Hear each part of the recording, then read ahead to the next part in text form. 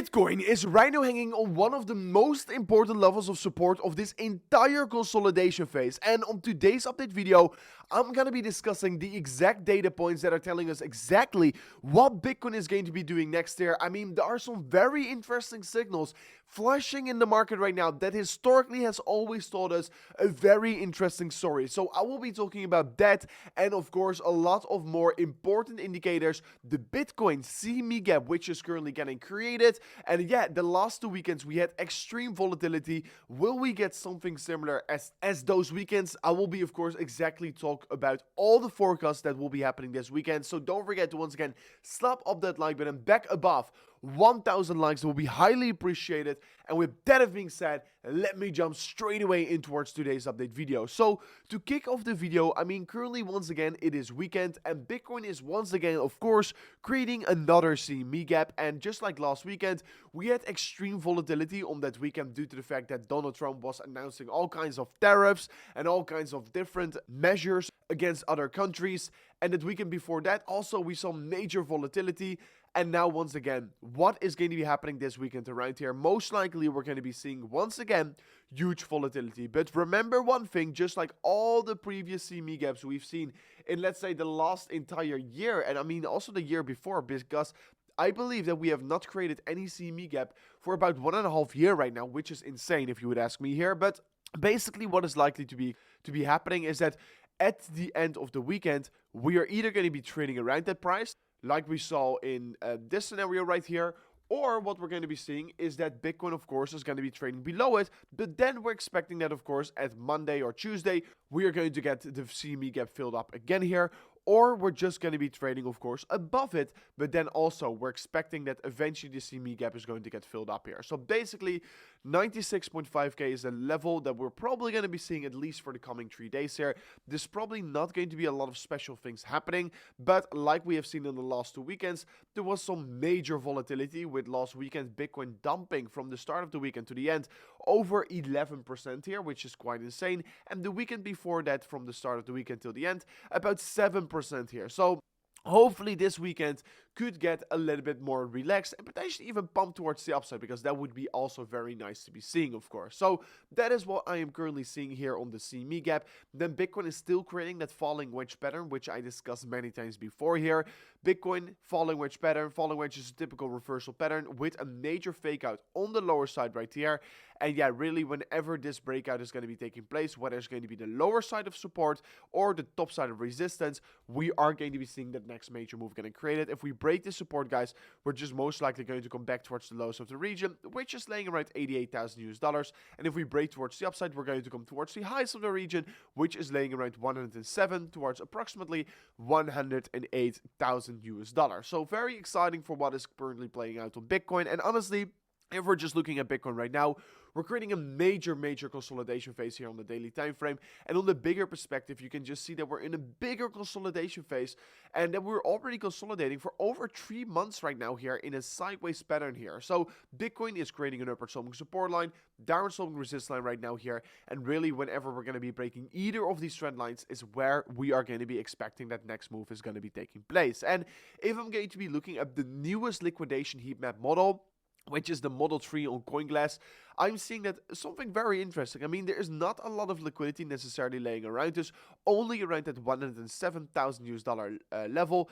It's about $7 to $8 million worth of margin. It's definitely notable, but yeah, we are seeing some margin getting filled up here on the top side. So hopefully we're going to be squeezing it out, because 99% of the times Bitcoin follows the liquidity, and now the majority of the liquidity for the traders are laying above it. So if we really want to be seeing a squeeze in the market, we do need to see a push towards the upside for Bitcoin. So right now as well on the daily time frame, we're creating a major descending triangle, and we're right now seeing this descending triangle getting retested for already a couple days in a row right now here. And the charts on Bitcoin, the price action on Bitcoin is very weird, to be very honest, but that is just purely due to the fact of all these crazy announcements of Trump putting tariffs on countries, then removing them. It's just creating a lot of chaos in the market, and of course a lot of people are just a little bit more cautious right now here. And what we actually also currently have seen for the first time ever since we've been above $100,000 is for Bitcoin to go negative on the funding rates here. And that basically means that more people are in short positions than in long positions. And as this signal has also occurred previous times here, I mean, this is a very clear signal that the market is most likely going to be bouncing quite heavily back towards the upside, since as everyone is going to be having short positions, most likely those positions are going to get squeezed out. And of course, if everyone is long, most likely as well, they will be squeezed out here. So very excited for what is happening next here. Also, I discussed it in yesterday's video, but the DXY, the dollar index, is right now really trading at a high. And if it really were to be coming down, it would be extremely bullish to be considered for the Bitcoin price action. Just like you can see in every single previous bottom in the market has been occurred whenever the dollar has topped out here. So extremely excited for what is going to be happening next there. And honestly, I do think that the United States of America also want to be seeing their dollar come down ever so slightly, because a very strong dollar is a very tough economy for the United States of America. So let's see how it's going to be playing out over there. But here you can also see on this chart, we've not really seen the crazy exponential run here yet. And honestly, also we can see that the inflows on Bitcoin are right now actually skyrocketing and is trading around an all-time high here. And you can see also in the previous occasions, right now we're trying to be breaking above 100,000 US dollars. We had about 10 tries here, but like you can see, it's very normal to have multiple tries at such a level and see a long period of consolidation at such of a level before you're going to be really breaking above it. And I mean, for Ethereum as well, Ethereum has so far not really performed like everyone wanted, but so far, yeah, we need to be looking about what Ethereum is doing, because maybe there's a big opportunity over here. And this is Ethereum compared to Bitcoin in the previous post-halving years, so 2017 and 2021.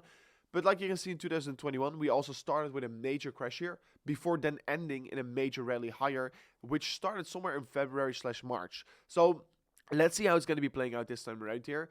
But in all the previous occasions, we always have seen major drops first before seeing a next major rally. So, of course, 2017 is definitely a very different period in the market. So I don't really believe we could compare those towards each other. But 2021 is definitely something we could compare Ethereum towards. And you can see also, if you're going to compare it towards 2020, just moments before we went in towards that bull market, we also saw a major crash before actually going higher. And honestly, look at the fear which we are currently having here. I mean, 2017, 2021, all those previous post-halving years, we had extraordinary gains here. In 2025. We just didn't had the gains here. And maybe this is a sign that we should indeed walk away. Or maybe this is the sign that everyone is getting fooled. And that this is, of course, the biggest opportunity. Because usually whenever everyone thinks it's a bad opportunity, when everyone thinks it's going to go deeper, it is actually a good opportunity. So right now, also looking at the spot Bitcoin ETF, we didn't saw a lot of inflows, but we did saw, of course, another $171 million worth of inflows coming in, and BlackRock buying about 21 million US dollars. Not all too much here, but indeed the market isn't so strong here. And honestly, where we are really waiting for is potentially that announcement from Donald Trump that he's going to be buying Bitcoin with the US Treasury or with the US Sovereign Wealth Fund. So then, of course, if you're looking at the entire altcoin market cap, you can see that we have been quite strong on the Bitcoin dominance, and really, this is also what we have seen in previous occasions, and I'm not necessarily saying it is going to be exactly playing out like previous occasions, but yeah, if you're just going to be looking back at the comments at 2021, the beginning of the year, everyone said, no, there's not going to be an altcoin season, no, the market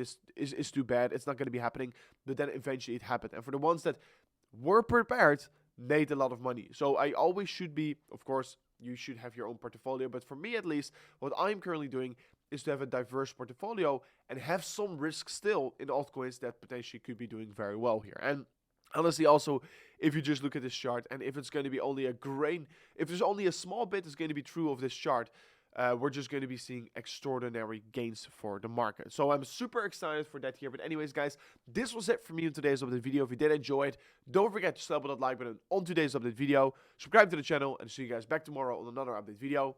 Peace out.